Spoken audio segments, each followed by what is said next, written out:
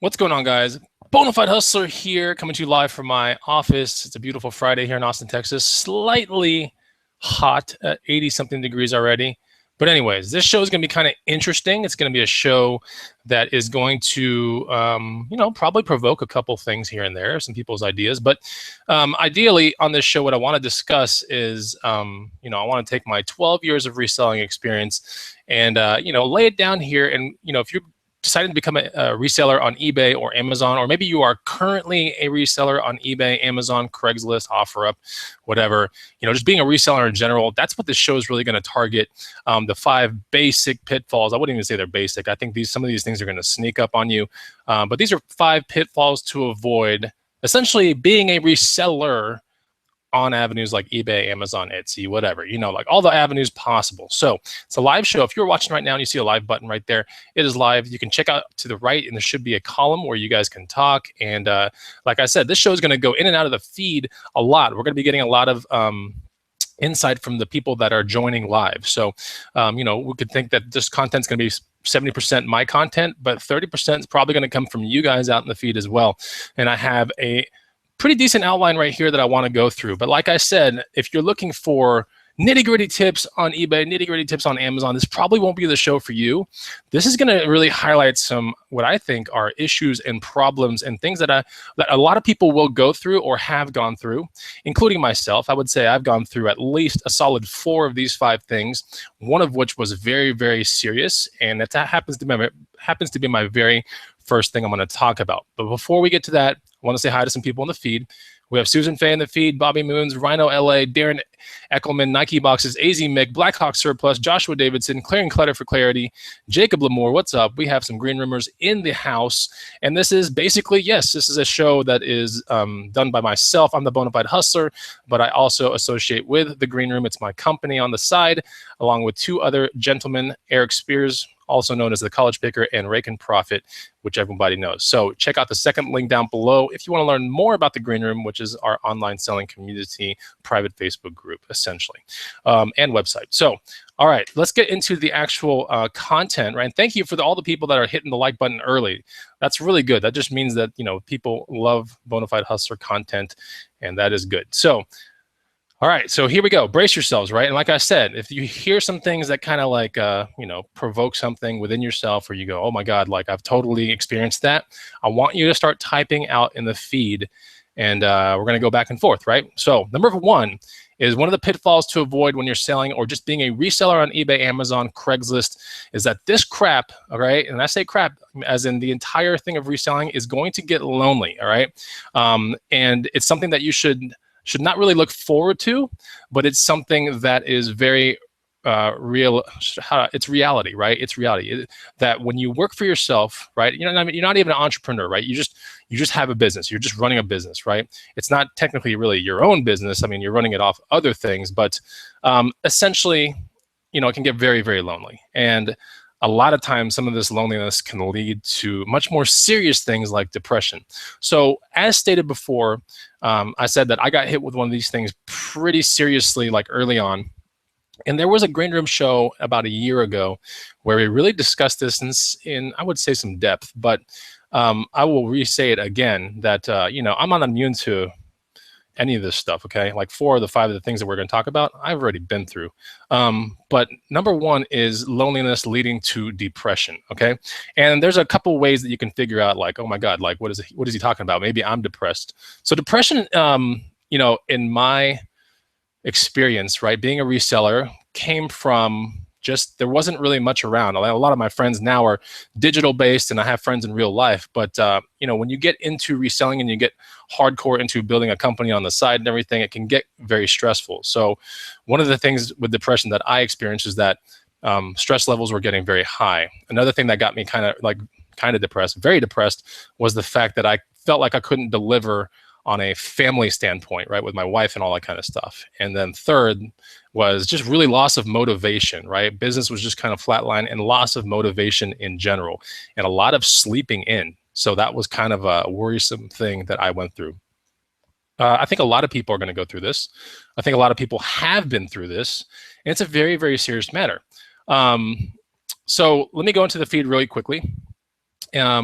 Bobby Moons has hit it perfectly. Like the 9 to 5 has a very good social aspect, but resellers may not see such interactions. That's totally true. When I had any of my professional jobs in corporate America, 9 to 5, whatever you want to call it, 8 to 5, 8 to 4, 9 to 5, whatever hours. I had pretty flexible hours, but I was always interacting. I was either consulting with people or selling something, or I was just around people. It never got lonely.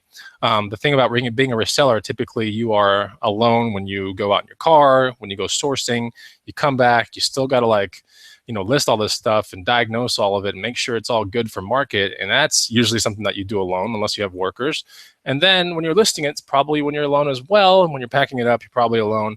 And when you're going to the post office and stuff, it's not like your family's with you, right? You're probably alone as well. So it's a very lonely type of career choice. And, there are ways around it. So anyway, let's talk about, and Mr. Gaelic Man says, there's nothing that a good bottle of rum couldn't solve. There are a lot of ways to maybe convince yourself that you're not lonely or you're not depressed. But honestly, like for me, it came down to a really kind of like a crazy turning point in my life where I actually had to get professional help. Like I went to a therapist. I want to say it was 5 sessions or 6 sessions or something like that. It was like every Monday for like an hour. And I like had to go there because there was a lot of stuff that was like weighing on my mind. And I really do feel as if the career choice being a reseller was one of those things that kind of led to all of it. So anyway, that's one of the things. And I think you can get away from being lonely and being depressed if you can start getting self-motivated. But even then, you're still alone. So start prioritizing and making some small goals. That's going to be echoed into another thing that we're going to talk about soon. But join groups. This is really important. As you decide to embark on your eBay journey, join groups and make friends fast in the digital space, meaning Facebook groups, maybe your own Facebook group in your hometown that's buying and selling stuff. But more or less, I'm talking about the free groups out there, thrifting boy. There's like a billion free groups, and then there's some paid groups as well. I want to say Jason T. Smith has Secret Beach.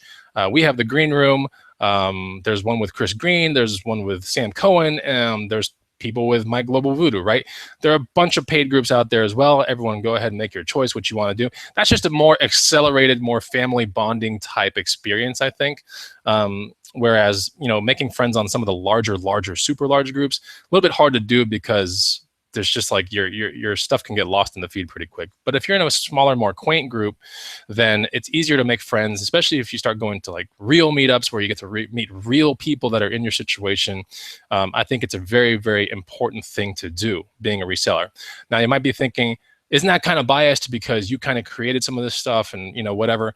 Yeah, but at the same time, I can't tell you how much you can learn and how much you can really relate to other people when you start meeting them in real life. It's very, very important to really try to take the step to go and meet other resellers because it's only as lonely as you make it, okay? And I'm talking about things like, get out of your, do local meetups if you can, but really spend money and go to some of these meetups, reseller rally, come to the Green Room meetup, right?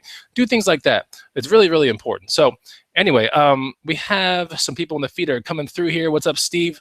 Good to see you. I know Steve would agree on a lot of these things as well, but Jacob Lamore says, garage sailors are usually very happy. It makes the morning fun. Yeah, it's fun. Like garage sailing is such a rush, whether you do a Friday, Saturday, or Sunday. But after that, it gets kind of lonely. Like I involved my brother with my garage sale stuff. If you watch my videos on my channel, you'll know what I'm talking about. But it can get lonely afterwards. You still have to process everything and you still have to bring it to market and you still have to have your systems down.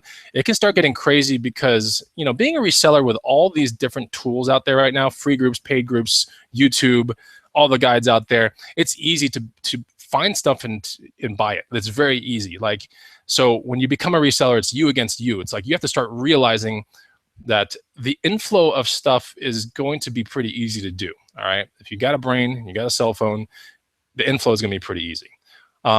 What's not so easy is some of the other stuff that you have to do to keep yourself happy. So we'll get to some of that stuff later. But anyway, and one of the other ways that you can kind of combat loneliness and combat depression is to be parts of other groups, get outside and exercise. I can say with the utmost confidence that a majority of the people that I've met in real life that are resellers are just not in shape. Like they're just not, but they've got great intentions, right?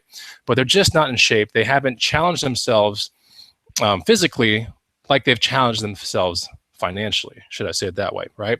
It's easy to challenge yourself financially, like put X amount more listings, to, you know, start hiring people from your work. I mean, start hiring people to help you with your business, whether it be Amazon or eBay. It's easy to do that kind of stuff, right? It's harder to achieve your goals physically in the world. Like, it's a really hard thing to do because it involves a lot of pain, sweat, being uncomfortable. But I can honestly tell you that getting outside and exercising a bunch will absolutely lead to reduction of stress and less depression in general. So let's talk about the stuff in the comments. All right, Darren Eckelman saying, go check out my other channel, which I do have another channel, which is all about physical fitness. You can check it out. It's called Bod Damn. It's a play on words. You can see it in the feed. Okay, so let's talk about some of the other things that, you know, resellers are going to definitely go through, whether you're on Craigslist, Amazon, eBay, Etsy, OfferUp, you know, Nextdoor, whatever you're trying to resell your stuff on. I think a lot of people are going to be going through these things. So the second thing is really important. You know, being that you're a reseller, and whether it's part-time or full-time, really, there's no accountability whatsoever in this job. Like, there's no accountability, and it usually leads to pretty marginal results. Like, I think I, at one point, was guilty of this. And this is definitely one of the things that of the five, should I say, I know I was guilty of this, like back in the day. You know, having no boss leads to having a lot of freedom, right? And having a lot of freedom leads to a lot of slacking off. And you know what slacking off gets you? Pretty much nothing. And slacking off doesn't get you anywhere in school. It doesn't get you anywhere with a gym. It doesn't get you anywhere with finances. And it certainly won't get you anywhere with reselling, okay? So, you know, being your own boss is the most wonderful thing in the world, but I think a lot of people abuse it, and they don't realize how amazing it is, and they nearly put themselves in a terrible predicament, maybe to go back to a full-time job, or, you know, finding money other ways. But you know, not having a boss is a wonderful thing. It's a privilege, and you should treat it as a privilege, right? You shouldn't just sit there and go, oh, it's gonna be like this forever, which nothing lasts forever if you don't put effort into it, right? So no accountability leads to marginal results, usually bad listing habits, right? I mean, when you have no one looking over your shoulder or no real goals, then your listing is going to go downhill. And listing can be looked at as eBay listing items. It could also be looked at shipping stuff to Amazon FBA. It can be looked at as a lot of things, but I'm talking about the effort on the back end usually suffers. A lot of times the effort on the front end would suffer too if you don't have a boss. You have got no one looking over your shoulder. I mean, it's tough. So, you know, one of the best ways around this kind of stuff is to involve someone like a family member. You know, if a family member wants to do it part-time with you, that's great. I see a lot of people in YouTube land, you know, attacking this privilege of having no boss with a family member, or involving other, you know, daughters, sons, whatever, in the packing process and all that kind of stuff, to where, you know, it keeps them accountable. So anyway, Darren Eckelman says, Brian Tracy says, for every minute planned, you gain 10 minutes on execution. Yeah. So you definitely got to, definitely have to, you know, think about it like that. You have to invest some time on planning to get great execution. All right. So let me make sure. What do we got? We got someone in the feed that is kind of acting up. Let me know who it is, and I will boot them out. Not a big deal. Okay, so let's go to number 3. I think it's really important. I did this one really early in my hustling career. I'm talking like year 1. I did this super early. I would say after my 20th flip or something like that, like I started doing this. Okay, this is very important. All right, so let me get this person out of here. Hold on real quick. Done. Okay. I think I got it. So this is really important. Like I said, after my 20th item sold ever in Bonafide Hustler history, like I did this thing, and it paid off a lot. So one is failure to record, okay, and assess data. And I was doing it really basic stuff, like Excel spreadsheet, nothing crazy. Buy, sell. What did I have on my first sheet? It was like what I bought it for, what I sold it for, where I bought it from, time of day. What else did I put on there? Oh, profit, of course. And then I color coded certain things. Like if the profit was over $50 on the bicycle, then it went over like into a green cell. And if it turned into a red cell, if it was like sub $50. So it did things like that to where I could kind of gauge and analyze some of this data, right? So when I go back to the field, I go, okay, don't pick up those bikes, but pick up more of these bikes. So failure to record and assess data, I think, is something that a lot of people go through right now. I think it's one of those things that you might have a system of putting things in a spreadsheet, whether it be in the cloud with Google Docs or whatever you use. But what's really important is to be able to reflect on that stuff, right? Like, who cares? I mean, the recording of the data is great for tax season. I mean, it's amazing for that. But if you don't take the time to really look at the data, assess the data, like, how are you ever supposed to know how much you're worth, right? How are you ever supposed to know, oh, like, every one of those items I have hit home runs this year, whether it be a certain type of jeans, or maybe it's a certain type of, briefcase, suitcase, who knows? Maybe it's a shirt. But without looking back and being able to sort by the highest profit possible and looking at those items and going, oh, that's what made me a bulk of my money this year, was like these items. That's important. And that only comes from tracking information and tracking your data, right? So most people track their data for tax purposes. But just remember, at the end of a quarter, maybe at the end of a month, usually a quarter is pretty decent to start off at. At the end of a quarter, like, sort by like what your highest profit is, and start telling your mind like, oh, that was good, and start sorting also by your lowest profit, and reversing the columns and going, oh, like, I don't make money on those things. Those are kind of stupid. Like, I should not be buying those things anymore. For me, some of those things in 2016 were, random. If it wasn't a super vintage, awesome receiver, like, I'm not buying it anymore. Like, it's not good. Like, I just know that they pile up. I don't like it. I don't like testing them anymore. I just don't like them. But a vintage one like Sansui, a Marantz, a Kenwood, whatever, I like those. Like, those have great market values, whether it's on eBay or Craigslist. But it took me really, recording the data for some of the other stuff and realizing, like, man, some of these current day receivers that I was popping on, it's just absolutely, I got to stop doing that. So, but that only came from looking at the data. So anyway, hold on real quick. All right. So failure to record and assess data, very, very important. And I think it's important, once you assess your data, is try to cut out 20 to 50% of your bad choices. I think that's super key.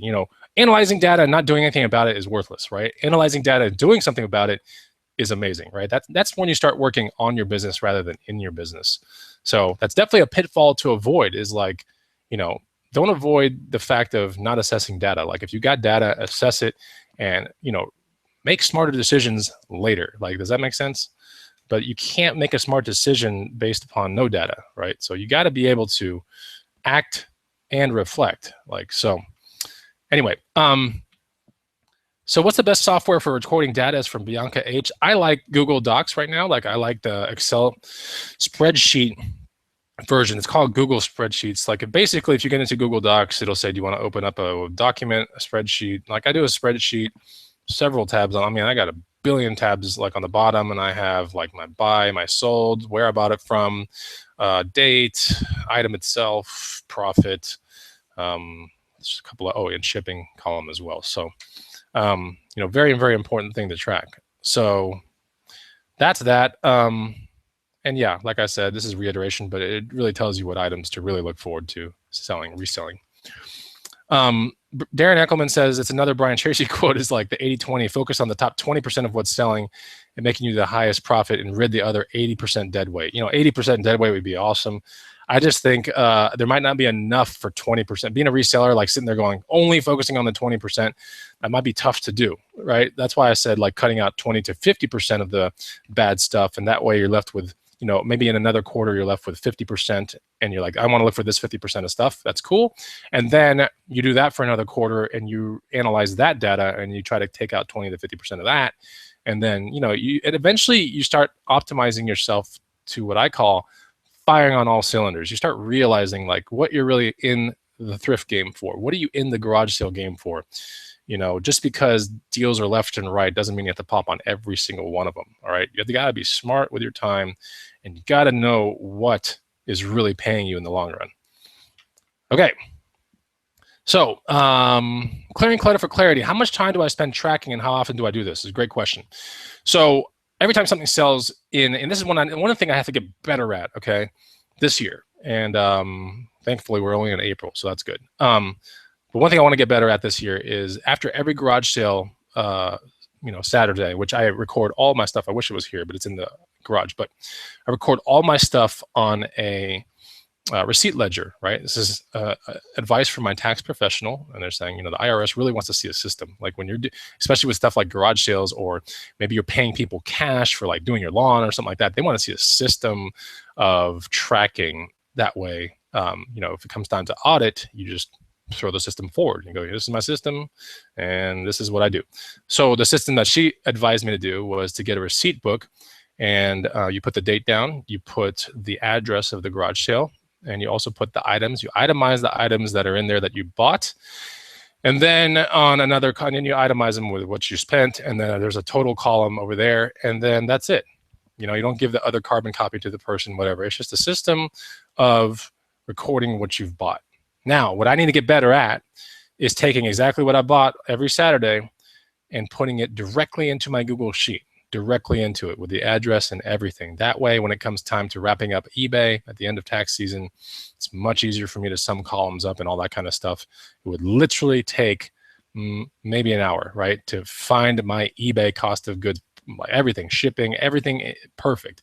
So I have a majority of that already perfect, but I just don't have all my addresses in there and all the time. So it's one of those things that I definitely have hinted on a lot of other videos. And I think it's something very, very important to do to assess data as well. Is if you take the data and it's just sitting in a book, you got to move that data from a book to a spreadsheet that you can sort. Because when you deal with pages, you can't sort pages, right? But you can sort data. So, yes. So anyway, Schoolboy Louis is saying, I just picked up some Hartman luggage. Thank you for the tip. Oh, you're welcome. Awesome. All right, so let's go into number 4, which is very obvious, okay? Very obvious, but let's kind of break it down. And I want you guys to talk about it too.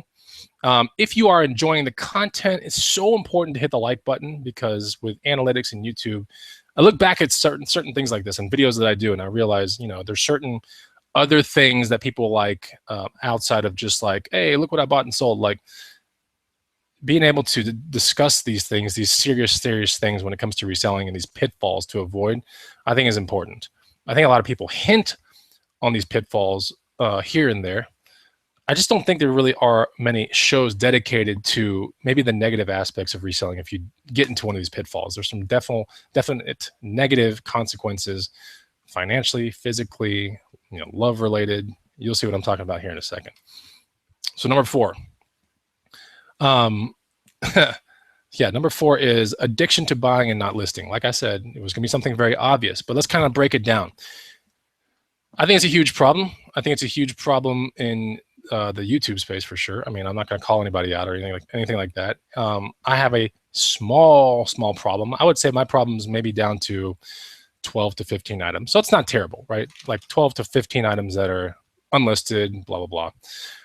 Addiction to buying and not listing. So that's very, very important.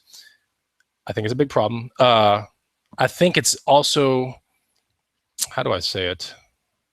It's really ingrained in people's heads by mainstream media, print, social media. Even when you walk through a simple place like a mall, everything is like sale this, sale that, sale, sale, sale, sale, sale. Everything's on sale. And it makes it, it just leads to a very consumer-driven lifestyle. Like, that's just what it is. We're consumers. That's all we are. That's we consume. And that's what we're used to. And that's what we think is the norm. Now, reversing that in your head is really what makes, I think, a reseller good and a reseller kind of just like, someone that's able to look at that and go, you know what, all this stuff is pressed up against me, but I really need to do, better job at the listing portion in order to get my money, right? Because anything that is not listed or that is sitting on a shelf for, let's say, 6 months to sometimes a year, pretty much dead weight. It's just money sitting there, right? It might not be a death pile, right? Because maybe this stuff is already boxed up and it's ready to go, but it's still dead weight, right? So you got to be able to move dead inventory out. There are 2 ways you can do that. You can donate it. You can give it. Actually, 3 ways. There's donate it, you can give it to someone, or number 3 is you can lower the price and recoup some of the cost. But outside of that, I think a lot of people get really afraid to do some of those 3 things, right? Donate it. That's like admitting like, man, I failed, but that's okay. I do it all the time. I donate all the time. I admit I fail, Number 2 is giving it to somebody. That feels actually pretty good because it's kind of like, well, I failed, but then someone else is getting some good use out of it. And number 3 is being able to put it on sale, which is the easiest of all 3 to do. But being able to kind of like click certain ones that you know are dead in it, kind of stale inventory, and putting those things on sale only, you know, it's a little bit harder to do. But I think it's one of those things that everyone is going to go through and has been going through, and it's just been ingrained in your head forever, is to be a consumer. But really start thinking about, you know, being a serial lister more than important. That's the most important thing. Sorry. So donate. Darren Eckelman has a perfect thing here. It says donate equals tax break. Yes, you're right. Tom Maravilla, do I set a goal on how many listings I will do a day? Yes, I do. But there's like a billion things that go on in my head, and there's like some other business opportunities that I don't want to capitalize on that I can't get it out of my head, and I'm starting to work on those things now. So I think it's really important to, yes, keep yourself to a reasonable, I think it's because I made my listing per day thing a little too high. So you have to make a reasonable goal for yourself in order to, you have to get small goals achieved in order to even move to like really good goals that'll make you big money.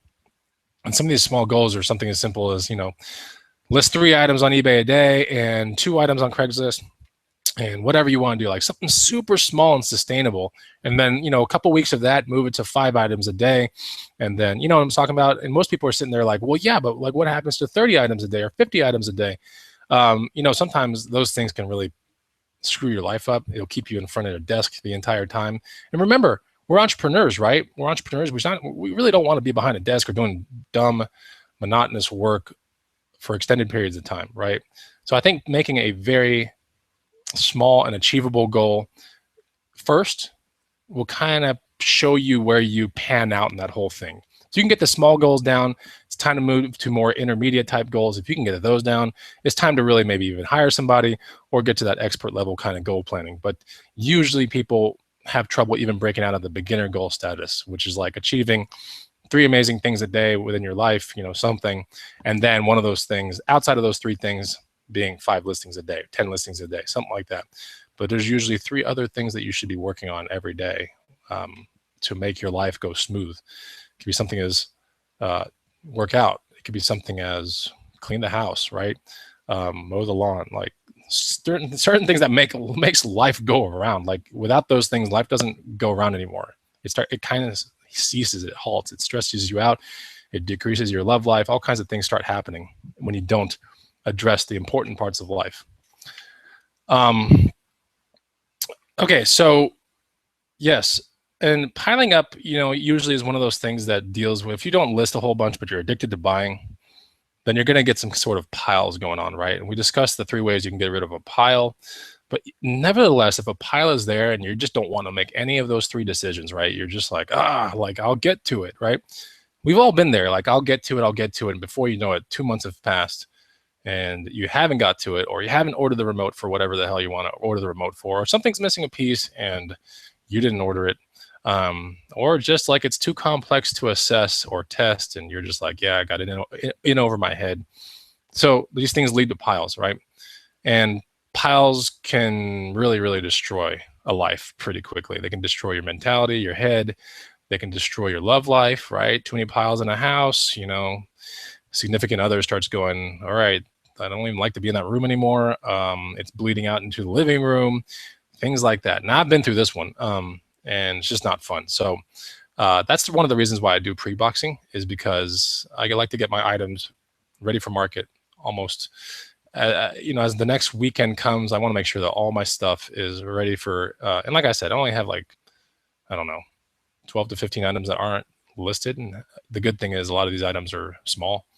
But nevertheless, it's something I need to get to, right? And I'm guilty of it. And I think it's important to be able to address these things, get to them, and maybe put them on your, you know, they got to be a part of your small goals every day, or else nothing will ever happen. So I think it's really important to, and we're all going to go through this, you know, the stress on you might not care about that. The stress on a family, that's really important. That's being selfish. If you don't take care of it, that's you being selfish.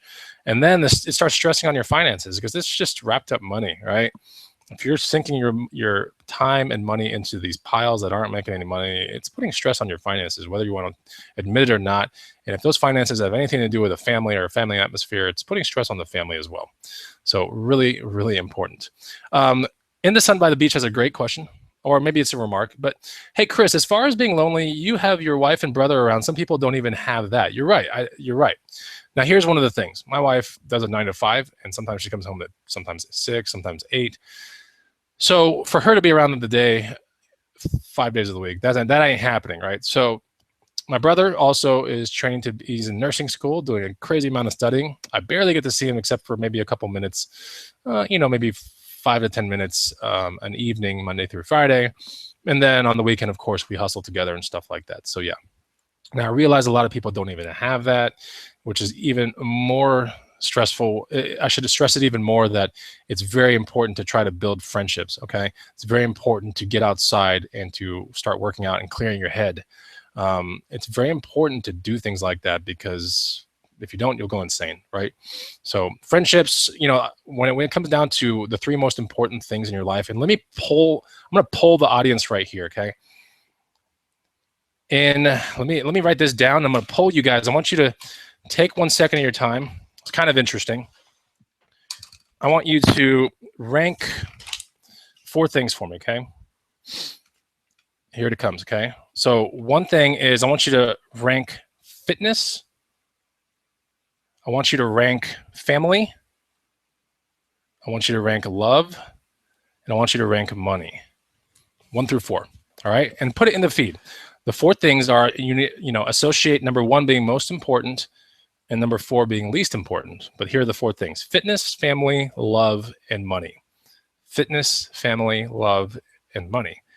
Fitness, family, love, and money. Fitness being physical fitness, staying healthy. Family being, maybe kids, maybe wife, but kids. Not so much significant other, but kids, parents, friends, right? Your family. Love being significant other or finding significant other, and then money being, of course, money. So how did you guys rank it? This is important. It's a really interesting exercise. I paralleled this with an exercise that I used to do as an insurance salesperson when I dealt with life insurance, and it was very important. I kind of put a spin on this, but fitness, family, love, money, 1 through 4, rank it right now. So I'm going to read some of the things in the feed real quick, because this is a very, very good learning experience for everyone. But 14 Emelina says love, family, money, and fitness.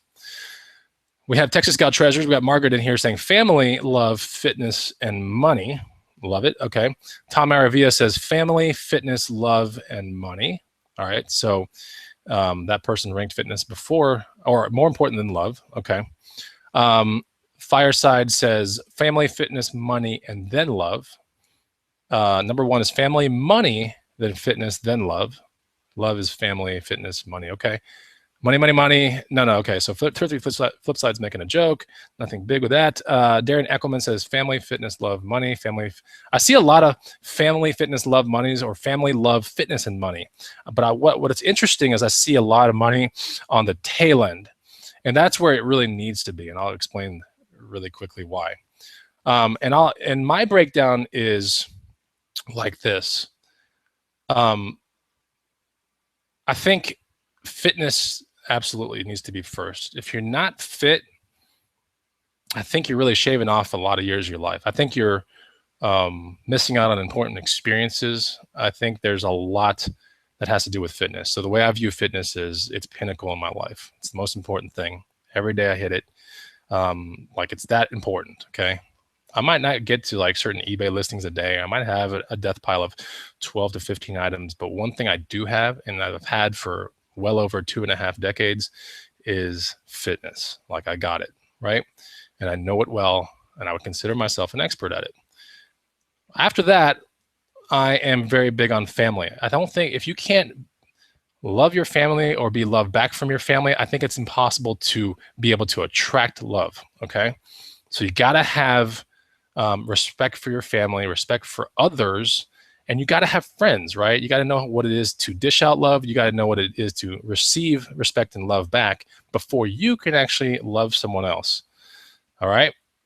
Then I think love is my third thing, right? I think love is important. After that, you will know how to love, and finding a significant other shouldn't be too difficult.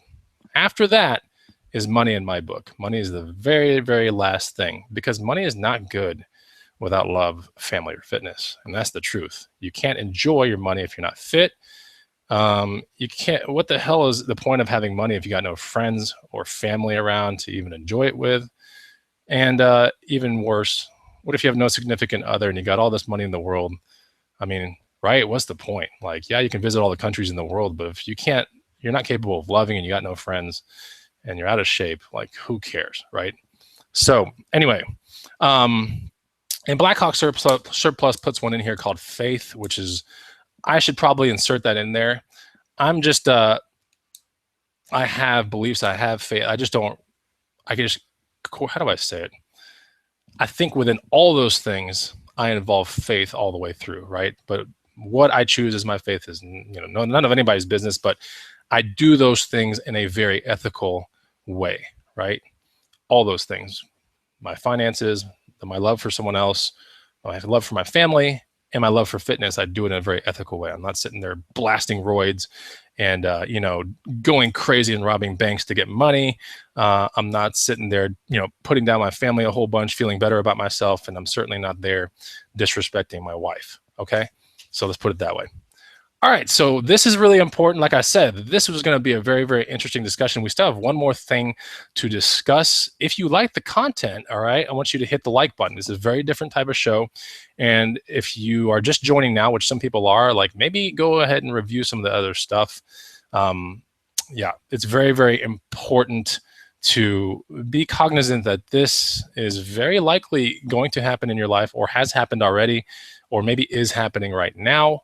And I think it's something that, I'll always try to put things of value on my channel. And I think this is of huge value, right? To address this is a big deal. Okay. Clearing clutter for clarity. What great, how do I say it? Okay, so if you aren't taking care of your health, you can't work on the rest of those things, but it still doesn't come first. Interesting. So yeah, I mean, for me, it comes first because I know on a health standpoint, having good blood work every year, being able to know that my body's still in really good shape, operating great for my age, keeps my head straight. Like if I knew that I was deficient in something, or if I had some sort of weird disease or something weird, and I do have asthma genetically, but it's really, really slight to where I've really weaned off of and done things in my life to get away from all that.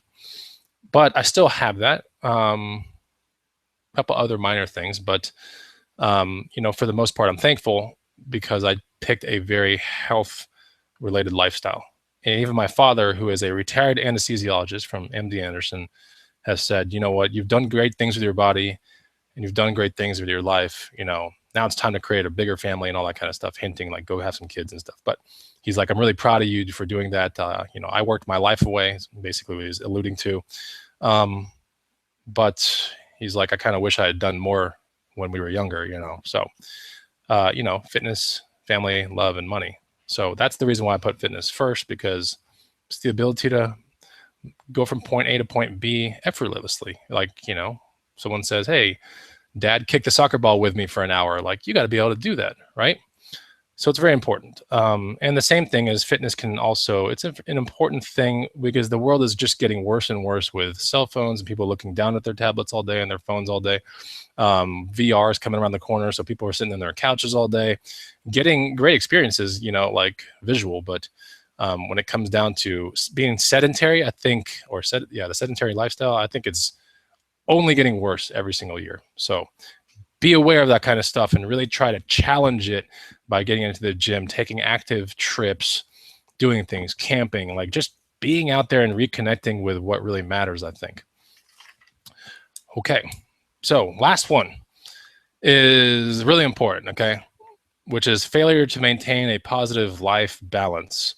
And that's kind of tough with resellers because when you're dealing with eBay and Amazon and you're sourcing and all that kind of stuff, it's easy to get caught up in the buying. It's easy to get caught up in the excitement of it. It's a really exciting kind of profession if you think about it. Reselling is almost like a loophole. Not only are you getting to resell items for higher amounts of money, but you are understanding at a very fundamental, how do I say it? At a very fundamental aspect, what the real cost of goods are in America, right? And the power of negotiation. You start to realize, like, man, there's no reason to buy anything full price these days, like zero reason to really do that. There's all the reasons to buy new things, right? But really searching hard for discounts and stacking coupons, negotiating, even when negotiation doesn't even seem possible. I'll give you a case in point. I was looking at buying a bike the other day, not a motorcycle, but a collectible bicycle. All around eBay, it's like $600 and all that kind of stuff. And my play was that this was going to be an investment grade bicycle. And so I decided, like, I'm gonna start doing more research. And I realized, okay, some people are selling it for like $564.99, $599.99. And then there was this one site that was selling it for like $450. And so I was like, damn, $450 is pretty good. There must be a scam site or something. And then I realized that the free shipping wasn't really free. It was actually like $30 to my zip code and all this stuff. And I was like, damn, okay, now it's getting kind of higher, but I kind of like it, right? And then I saw something on the bottom right. It said, hey, have questions, text us. So I'm not even kidding. At midnight one night, I texted, hey, I saw this bike on your site. I like it, but I was wondering if I could get a coupon. This is all after I decided to go online, type in the website's name.com, and then put in coupon codes, which that has worked very well for me in the past. So before you buy anything brand new, outside of eBay and Amazon, really try hard to go on that site, type it into Google, and put in coupon codes. You'd be surprised what you find. A lot of times you find 5%, 10% free shipping. If you're lucky, you'll find a 20% that is actually active. But this is also after I tried 30 different, what I thought would be good codes in the code area as well. So imagine Bonafide Hustler is about to go to bed and he's trying to buy a bicycle, but before he buys a bicycle, he's typing in 30 different codes. Like there was a code thing, right? And it was like place code here, press enter. And I would put in save 5%, save 20, April 20. I was putting all kinds of different things and I tried 30 different, like, things, right? And none of them went through. Okay. So the funny thing with that is if you try those 30 things with a lot of other places, it actually works very well. So none of it worked. And then I finally was like, oh man, like they say text right here 24/7. I was like, yeah, right, 24/7. And I texted them real quick. And then, not even kidding, like 30 seconds later, someone's like, yeah, that's the bottom line price, $480, $450 for the bike, $30 in shipping. And then I was like, okay, thanks. And then I got another message like, are you looking at any other bikes? And I put another message saying, there's really no competition to this bike. I like collecting these type of bikes, but there's no competition to it. But thank you anyway. The next morning, I decided to look at the bike again. It had gone to $499.99 with $30 of shipping. And I texted the guy like, hey, why is the price higher now? He's like, look, here's your specific link. If you want to buy it for $450 plus $30 of shipping, have fun. I was like, cool. That's not bad, right? They raised the market price of the bike, but they're still giving me a deal. And then the last thing was, I waited again. The guy was like, look, I've talked to a higher up and I know you're a man of deals and we got you shipping waived now, right? Pretty good. So that's what hustling really teaches you, I think, is, all of the span of doing all that and the tapping back and forth might have taken like 10 minutes, okay? So if someone going like, yeah, but you burned all that time talking to that dude on the phone, it really wasn't very much. But it gives you an accurate portrayal on how businesses work, right? If someone can sell an incremental unit of something, or it's a mom and pop business or something, everyone's trying to survive on the internet. You might be thinking people are trying to survive in brick and mortar stores. Everyone's trying to survive on the internet against eBay and Amazon and whatever, jet.com, walmart.com. They're all trying to survive super hard. Having someone's attention go to your website or your business or something is so hard to do these days without using Instagram or Facebook marketing or something like that. So to have someone texting in the middle of the night about a bike, I mean, that's an incremental sale, right? And I think it's important to realize that when you're maintaining a positive life balance, that it's not always about reselling, right? It's not always about getting the best deal, and that you have to focus on other things that are important, like the family, the fitness, the love, right? If you do all those things reasonably well, the money should be able to come through. You'll be able to think about it more clear, and you'll be able to realize like how important is the money. Like, do I really want to shoot for 200 grand a year, 100 grand a year, 500 grand a year? Do I really want to, like, what's the use of shooting for all that money if you start deeming early that that might not make me as happy as I think I'm going to be, right? So anyway, I think it's kind of an important thing to consider, is that a life balance. Wow, we all discuss like, oh, you have to have a life balance, life balance, life balance.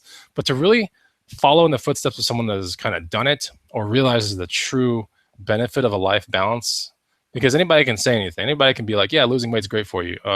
Getting fit's great. But if they're not fit and they haven't done anything, you know, it's tough, right? It's tough to sit there and go, well, how would you know if that even worked, or if that's even great? You haven't done it, you know? So I can tell you right now, maintaining a positive life balance is so important. Why do I say it? It's because I've been on the other side. I've been on the unbalanced side, and the unbalanced side is no fun. All right, it's not fun for anybody. I guarantee you that being a reseller, the life balance is somewhat in your life going to get off, and it's up to you to get it back on. All right, no one else can do it but yourself. So just remember that. Lots of great comments are coming in, and I'm going to address a couple of them real quick, and then the show will be over. But like I said, if you enjoyed the show and enjoyed the content, then you have to hit the like button. All right, bare minimum you have to do. If you really enjoy the content, you're like, damn, like I want to, you know, make sure everyone knows about this video. Share it, right? Find a way to share it. Do that for me. And the last part is, if you really want to review it again, just go ahead and review it again, but it won't be live. So, what do we got here? Money doesn't. So clearing clutter for clarity. I love the remarks from clearing clutter for clarity. Money doesn't make you happier unless you're already a happy person. That's right. Money makes you more of what you are: happy, angry, stingy, generous, etc. It's true. Money is like a magnifying glass on who you are as a person. If you're a giver, if you're a person that, you know, believes in or like talks about what they truly believe in, because a lot of people can talk other things that they don't believe in, and it's pretty easy to see through those kind of people. But you know, to be able to talk and to be practicing it, right? That's good. Right. And to be able to be motivating and to be a giver and to be able to persuade other people like, hey, maybe you should look at it this way, or maybe you should do it in these small steps. I think money will only magnify who you are. And I can say that with utmost confidence. My parents, you know, they didn't come from money, right? But my dad worked hard, and he worked super hard. So he's a hard working guy. When the money came, it's like he was working even harder, right? He was even like, he wasn't going crazy. He would just never a guy that was just buying all kinds of weird stuff and high-end sports cars or anything like that. But he had nice things, and they were small things like a really nice pipe or a nice ashtray, you know, nice furniture in the house, and you know, a couple times. And he learned it the hard way. He was like, "Yeah, I want to go buy a nice car," and he went from a Camaro, what was it? A Camaro to an Alfa Romeo to a BMW. This is all back in the 80s and stuff. To a BMW, and he realized how terrible the Alpha and the BMW was. Like, he was just like, they're just built of junk. They're just not good cars, right? And then he goes to a Supra, and he was like, all right, this is where it's at. And that's the one car that if I were to go back in time and go, man, that was my favorite car, was the Supra. It just was a cool car. But it just makes you more of who you are, right? My dad was not a person that just blew money like left and right, but he had a good amount of money, right? And he was semi-respectful for the most part. And he led with example, and it just made him more of that. So very important. Good comment from Clearing Clutter for Clarity. All right, so I think that's pretty much it. I'm gonna get a couple more comments here. Gaelic Man says, actually, I can't read that one. I don't know what it's pertaining to right now. But John Melling says, Bonafide is a great show. Thank you. Bobby Moon says, I'm having a yard sale today, and I dropped the price on an item, and the guy got mad at me for lowering the price. It was the weirdest thing ever. That is very odd. That's just too odd for me, man. Tom Maravilla, this is really good. I make sure my kids are around me when I haggle, teaching them that prices are absolutely negotiable in life. Absolutely. It doesn't matter if you're buying a used car, buying a new car, buying anything, you know, trying to get a loan for something, negotiating is everything. So very, very important. Clearing Clutter for Clarity, another comment. I search for coupon codes all the time. It's great. It's been working for like decades. Like, if you are going to buy something and you're on the verge of buying something new, and it's not on eBay and it's not on Amazon, you need to be looking for coupon codes, okay? Or if you're kind of like, oh, you know what, maybe I'll think of some coupon codes to put in, try that too. Chalky Chip says, healthy habits have dramatically boosted my business productivity It all works together. I'm also much happier now that I'm healthier, and this has helped my relationship. See what I'm saying? So healthy habits or being fit, when I say fitness, that is the eating and it's the sleeping and it's all that kind of stuff. Because if I was to tell you like, oh yeah, fitness, just work out an hour a day or 2 hours a day, like, that's great. But if you're not getting 8 hours of sleep, 6 to 8 hours of sleep, maybe you're getting 2 hours of sleep, you could be what you think is the fittest person possible. If you're getting 2 hours of sleep, you're irritable. You're not going to be getting much done the next day. You're going to be having crazy amounts of naps, and like you're just not going to be able to focus. So when I say fitness, that's everything. That's the diet, that's the fitness, that's the working out itself and the exercising, no matter what you want to do, and that's the sleep patterns. Okay, 3 really, really important things right there. Sleep is going to manage your stress. The fitness is going to alter your body into being able to perform better. And then the diet is going to be the fuel for any time that you burn muscle or, start stretching out ligaments or stuff. Like the food with proper blood circulation is going to bring the nutrients and stuff and nutrition back into the body, into the places where it needs to go to reheal itself while you sleep. And then so you can be ready for the next day. So funny stuff, right? Okay. I think, Nike boxes, this is a good one. Do I write off my travel addiction? I do, but I write it off because I'm also a vlogger and the vlogs make money. So let's put it that way. So that's the reason why I write it off. I was advised by my tax professional to do it that way. This year, one of the things I'm going to be doing is opening up a big blanket LLC, like an umbrella LLC for all the things to kind of run under. And she's going to help me with that and get it all straightened out. So to be able to write off like bigger things that deal with vacations and anything possible, she was like, get an overarching kind of thing. So I think that's pretty much it. In the Sun by the Beach says, I want to travel more. I'm going to give you one tip to achieving that goal right now. And that is get on travel blogs, get on travel websites, get on travel YouTube videos and watch them every day, right? If you start reading and watching and learning and taking in content every single day, your mind will automatically go towards vacations. It's just going to happen, right? I know this with myself. If I start focusing on something, it could be a drone, it could be a bike, it could be something random. Dude, this thing will be in my hands within like 3 weeks to like 6 weeks. I'm telling you, it just doesn't mysteriously happen. I look back at it, I'm like, gosh, man, like that's crazy, right? It's the law of attraction. The more you put something in front of you, it starts soaking into your brain. You start materializing this stuff. You figure out ways to get it. You figure out ways to afford it. You figure out, times in your year to where you can actually do these things, right? So think about it. Yeah, and sourcing vacations like Nike Boxes is saying is a wonderful way to have vacations. Like I like doing vlogs. I do a little bit of sourcing while I'm out there, but the most important thing is to have a premise when you're on vacation. The premise can be see the most beautiful beaches in Thailand. I'm going to Thailand. I'm going to see all the beautiful beaches, go see the floating market, whatever. But have a premise. Like if you're just going somewhere like, oh, I heard it's cool, that's different. Like a premise is something like, I want to try the best cheeseburgers in all the cities in America, or I want to mountain bike the coolest and most amazing vistas in the USA. Like that's a good premise, right? It'll land you in really good towns that have that. And you will automatically be happier because you get more proficiency. You enjoy what you're going out to the vacation for. I think it's really a sin when people go on vacations and they find themselves like in rooms and like spas and like getting all these things that you could be getting done in your hometown. Like it doesn't make any sense to me. Like why someone's like, oh, I'm in this like chlorinated pool, but like the beautiful beach is like right over there. Like that doesn't make any sense to me. Like if you want chlorinated pools, like why'd you even go on vacation? Like they got them here in the States, like really try to experience when you're on vacation the things that are part of that place. So that's the reason why I'm saying a premise is very important. Okay, so that's pretty much it. I've gone over an hour. I hope you guys got some great information. We went from like what seemed to be 100 viewers to like 82. So sometimes this content could be perceived as like a little bit more, oh no, that's like higher stuff that I want to like admit to myself I'm guilty of any of these things or whatever. And some people are like looking for just eBay and Amazon stuff all the time. And I get it, right?